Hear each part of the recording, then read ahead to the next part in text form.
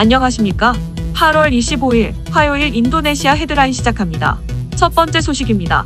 인도네시아 코로나19 확진자가 총 15만 1,498명으로 늘어났으며 이 중 4만 6,594명, 완치 10만 5,198명으로 집계되어 4.4%의 치사율을 보이고 있습니다.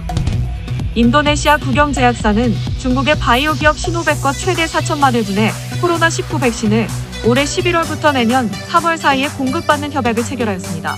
인도네시아는 자국에서 진행되는 시노백 코로나19 백신 3상 시험이 내년 2월에야 끝나지만 브라질에서 진행 중인 3상 시험은 10월 말에 끝나 생산이 예정되어 있기 때문에 내년 3월까지 4천만 회분을 먼저 공급받기로 약속받은 셈입니다.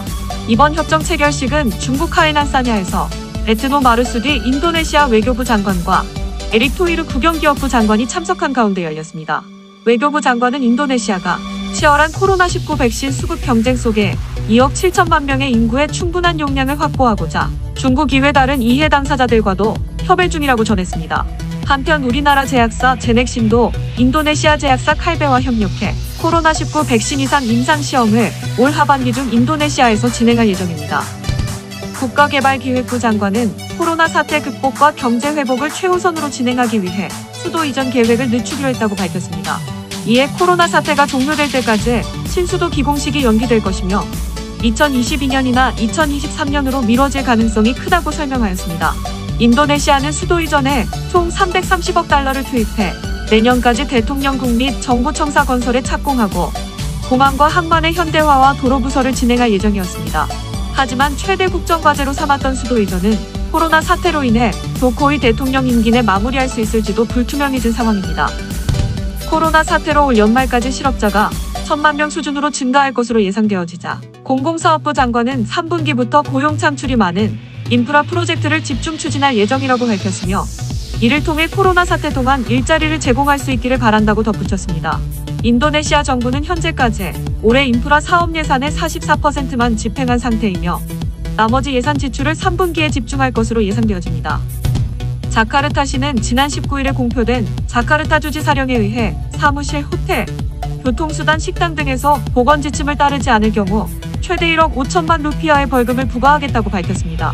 보건 지침을 위반한 업체의 경우 최초 5천만 루피아의 벌금이 부과되고 2차 위반 시에는 1억 루피아가 부과됩니다. 마지막으로 3차 위반 시에는 1억 5천만 루피아가 부과되고 벌금은 7일 이내에 납부되어야 합니다. 만약 벌금을 납부하지 않을 경우 사업장은 일시 폐쇄되고 납부 불이행 기간이 늘어나게 되면 사업자 등록증은 취소됩니다. 또한 공공장소에서 마스크를 착용하지 않을 경우 25만 루피아의 벌금 또는 1시간의 사회봉사를 받게 되며 반복되어 적발될 경우에는 최대 100만 루피아의 벌금 또는 4시간의 사회봉사를 부여받게 됩니다. 다음 소식입니다. 우리나라 벤처 스타트업 기업인 NS대블은 인도네시아 빠순단 대학교를 포함한 9개의 대학교와 클라우드 환경의 시험, 평가기술 서비스 사용에 관한 수출 계약을 체결했다고 밝혔습니다. 이들 대학은 오는 2학기부터 서비스를 적용할 예정으로 사용자 수만 5만여 명에 달하며 전체 사업 규모는 5년간 약 770만 달러에 이르는 것으로 알려졌습니다.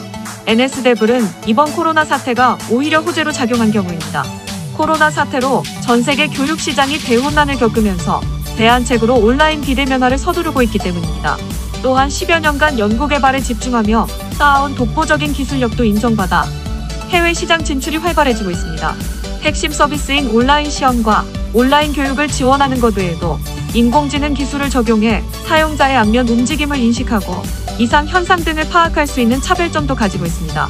이러한 기능은 인공지능 감독관으로 부정행위 등을 차단할 수 있습니다. NS대블 대표는 우선적으로 동남아시아 시장에서 클라우드 기반 학습 및 평가 플랫폼의 표준으로 자리 잡을 수 있도록 노력하겠다며 향후 유럽 시장 진출로 확대하기 위한 준비도 하고 있다고 전했습니다. 다음 소식입니다. 우리나라 미디어 기업 CJ ENM은 인도네시아 통신사인 텔콤셀과 제휴를 맺어 텔콤셀 OTT 플랫폼인 맥스스트림에 TVN 컨텐츠를 제공한다고 밝혔습니다. 맥스스트림은 인도네시아와 해외 TV 채널 60개, OTT 플랫폼 13개가 합쳐 총 1만 개 이상의 컨텐츠를 제공하는 대형 플랫폼입니다.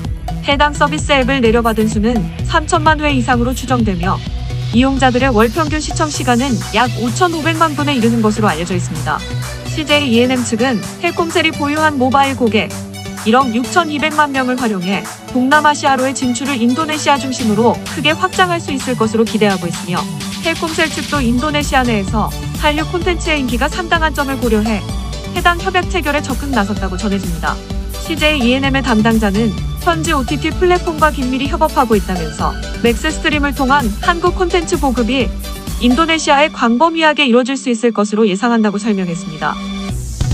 지난 22일 오후 7시에 남부 자카르타 끄바요란 바루에 위치한 법무부 건물에서 대형 화재가 발생하였습니다.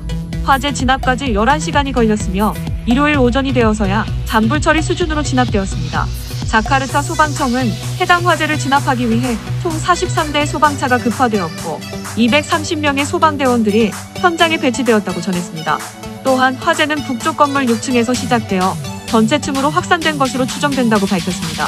남부 자카르타 경찰서장은 건물의 규모가 크고 플라스틱 재질의 물건들이 건물 내부에 있어 불길은 쉽게 줄어들지 않았다며 또한 물 공급이 원활하지 않아 화재 진압이 어려웠다고 전했습니다.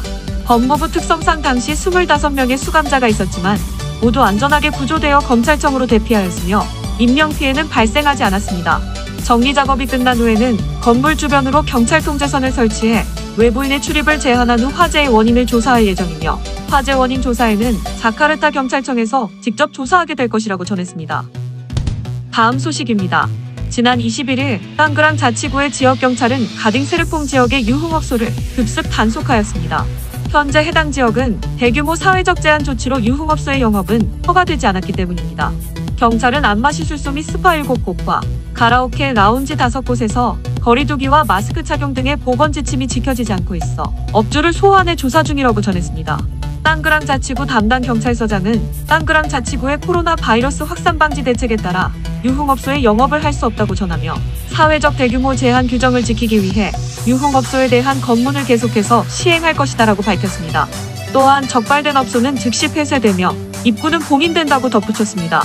경찰은 해당 영업소들을 일시적으로 폐쇄할지 아니면 영업 허가증을 취소할지에 대해 결정할 예정이라고 전했습니다. 다음 소식입니다.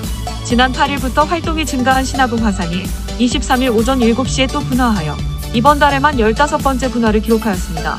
이번 분화로 화산재는 총 1.5km까지 치솟았으며 남동쪽 지역의 1km 근방을 연기구름으로 덮었습니다. 인근 주민들은 분화가 잦아지자 용암이 흘러내리는 대규모 폭발을 우려하고 있습니다. 실제 해당 화산은 2014년과 2016년 두 번의 분출로 사망자가 발생하기도 하였습니다. 또한 해당 지역에서는 3일 전에 자갈 크기만한 우박이 내렸습니다. 기상기후지질청은 대기 중에 화산재가 공급되면서 전라군이 형성됐다며 전라군은 우박과 뇌우, 강한 바람을 발생시킬 수 있다고 설명하였습니다. 이어 우박은 열대 기후인접도 지역에도 내릴 수 있으니 우박이 내릴 경우에는 안전한 실내로 대피해야 한다고 언급했습니다. 참고로 인도네시아어로 우박은 우자네스로 직역하면 얼음비로 표현됩니다. 다음 소식입니다. 신태용 감독이 이끄는 인도네시아 19세 이하 축구 대표팀이 한국 대신 크로아티아를 전지훈련 장소로 선정하였습니다.